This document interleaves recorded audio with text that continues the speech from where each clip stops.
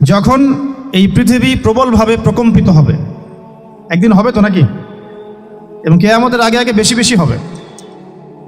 কিছু কিছু পাপের কারণেও হবে, তার মধ্যে মাদকদ্রব্য আছে, গান বাজনা বাদ্যযন্ত্র আছে, তার মধ্যে আমানতের খেয়ানত আছে, অশ্লীলতা বেহায়াপনা আছে। যে পাপগুলোর কথা বললাম এগুলোর সাথে কি টাউন হল আগে থেকে সম্পৃক্ত না সম্পৃক্ত না? জি। তো যখন ভূমিকম্প আসবে প্রবলভাবে, এটা কিয়ামতের ভূমিকম্পের কথা বলা হচ্ছে। ওয়া আখরাজাতিল আরদু আসকালাহা, জমিনের নিচের যে সম্পদ, এই যে সোনা দানা যা খনি আছে এগুলো আল্লাহ পাক বের করে দিবেন, জমিন বের করে দিবেন।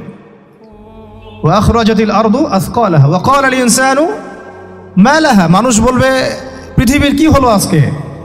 ওই দিন যে মানুষগুলো বেঁচে থাকবে তারা বলবে পৃথিবীর আজকে কি হলো। ওয়া ক্বালাল ইনসানু মা লাহা ইয়াউমাইযিন তুহাদ্দিসু আখবারাহা, ইয়াউমাইযিন তুহাদ্দিসু বলেন আখবারাহা, ওই দিন জমিন তার খবর, তার বৃত্তান্ত বর্ণনা করবে। অর্থাৎ জমিনের কোন জায়গায় কি হয়েছে জমিন সেটা আল্লাহর কাছে সাক্ষী দিবে। সুবহানাল্লাহ।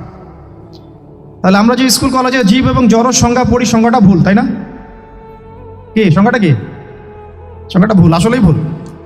জমিনকে আমরা কি বলি? জড় পদার্থ, তাই না? কিন্তু জমিন কাল কিয়ামতের মাঠে আল্লাহর সামনে সাক্ষী দিবে কোন জায়গায় কি হয়েছে। টাউন হলের সৌভাগ্য যে টাউন হল বলতে পারবে যে এত তারিখে আমার উপরে একটা দিনই আয়োজন হয়েছে, অমুক অমুক ভাইরা এসেছিলেন, এই বিষয়ে আলোচনা হয়েছে, আল্লাহ তুমি আমাদেরকে মাফ করে দাও। তাহলে এর আগে টাউন হলে চত্বরে যা যা হয়েছে এগুলো সাক্ষীও টাউন হল দিবে।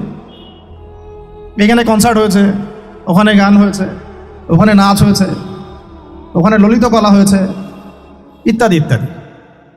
এখন শিল্প সংস্কৃতি দোহাই দিয়ে যদি আপনি আল্লাহর বিরুদ্ধাচরণ করতে চান তাহলে তো আমার কিছু বলার নাই। যদি শিল্প সংস্কৃতি দোহাই দিয়ে আপনি আল্লাহর বিরুদ্ধাচরণ করতে চান তাহলে তো আলোচনার দরকার নাই। কিন্তু এগুলো আল্লাহ রাব্বুল আলামিনের সামনে প্রমাণ পেশ করা হবে, জমিন তার খবর বৃত্তান্ত বর্ণনা করবে।